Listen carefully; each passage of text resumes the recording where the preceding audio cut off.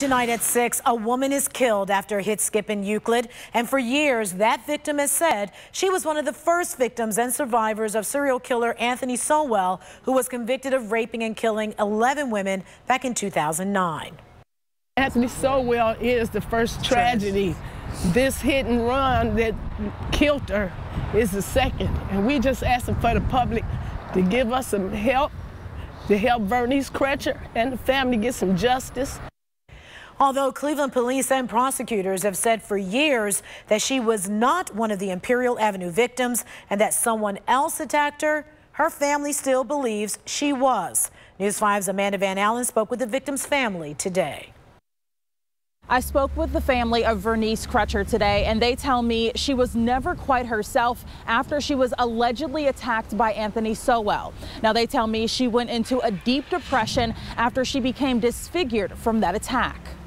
She was just too trusting of people, and that's how Anthony Sowell was able to lead her into that abandoned house where he brutalized her and cut her eyeball out and left her for dead.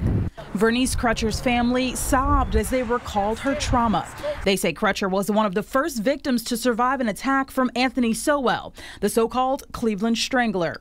While she was alive, Crutcher never faltered from her story that she was attacked by Sowell, although the police ruled her out as one of the survivors and say there was no physical evidence to link him.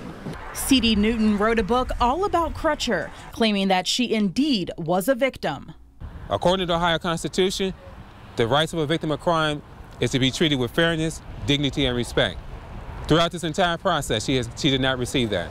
After a decade of enduring the physical and emotional pain, Crutcher was struck by a car on Sunday night on 196th and Euclid Avenue. The driver took off.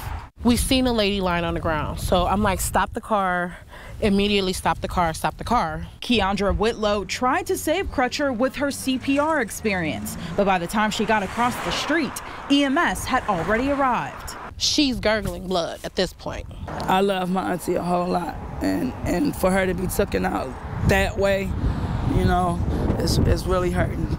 Crutcher's family says this is so important to them because they say she never got the justice she deserved in life. Now, in her death, they say they will stop at nothing to find her killer. They are asking for anyone who knows anything to come forward to Euclid police. In Euclid, Amanda Van Allen, News 5.